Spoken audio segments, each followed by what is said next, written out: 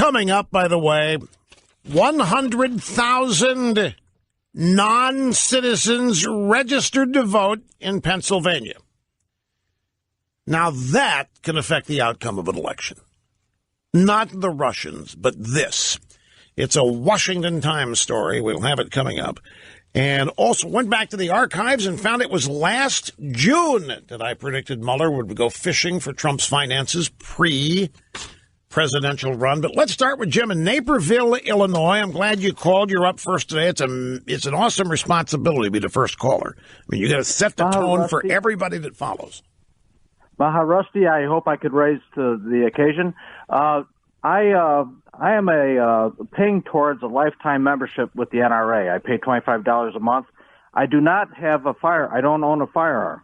I don't have a FOI card, a firearms owner's card yet. I hope to soon, trying to raise money for it. And in that, I am interested in the Dick's Sporting Goods position. I've called them today and had a very pleasant conversation with one of their managers, and to let them know that I will not be going to Dick's because of the position that they've taken on against the Second Amendment. In my mind, now they're free to sell whatever they want to whoever they want, but I have the same freedom to go to someone else if they're going to limit the age and the type of firearm that they're going to sell. And I have teenage children that I'm worried about their Second Amendment rights first.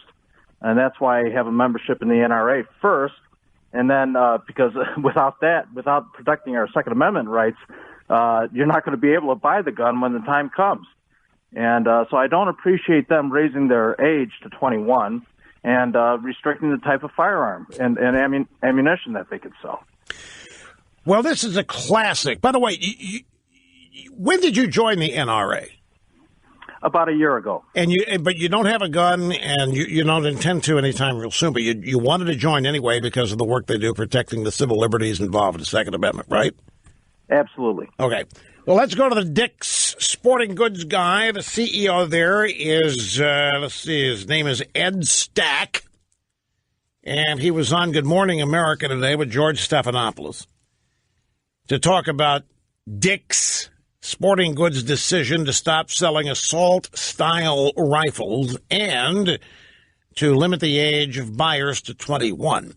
Stephanopoulos' question: Dick's will no longer sell assault-style rifles, no longer sell firearms to anybody under 21, no longer sell high-capacity magazines. This is a dramatic move. Why are you making this move at Dick's? We were so disturbed and saddened by what happened. We felt we really needed to do something. And so we've decided not to sell these assault weapons any longer in any of our stores and the other things that we talked about. He bought a shotgun from us back in November, and it wasn't the gun, nor it was the type of gun that he used in the shooting. But when that happened, we realized that and we did everything by the book. We did everything that the law required, and still he was able to buy a gun. And when we looked at that, we said, the systems that are in place across the board just aren't effective enough to keep us from selling someone a gun like that.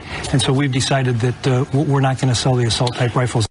Okay, Mr. Stack, I hope this gets back to you. When you talk about you did everything that the law required, and still the shooter was able to get a gun from Dick's Sporting Goods. And when you looked at that, you said the systems that are in place across the board just aren't effective enough to keep us from selling someone a gun like that. This guy's upset that this shooter was able to pass a background check. Now, do you think that CEO Ed Stack of Dick's Sporting Goods understands why? Do you think he has the slightest idea why Nicholas Cruz was not caught in his background check? Do you think he has ever heard of the Promise program? Do you think the CEO of Dick's Sporting Goods has ever heard of the Obama Eric Holder program that paid local police departments and sheriff's departments and schools not to report crime, arrest crime committed by, well, pretty much anybody? Felonies, misdemeanors, in the youthful area of age when they're young. Do you think this guy understands the reason for this was the Obama holder belief and the general belief held by the American left that the prison populations, which have a very high percentage of minorities and African Americans, Obama and Holder believe that's because of racism and bigotry, that a lot of innocent people have been incarcerated because America is an injustice. America is immoral. And so they passed this thing called the Promise Act. And it basically exempts young people who've committed crime. They're not apprehended. They're not arrested, so that they don't end up as a statistic involving prison or jail.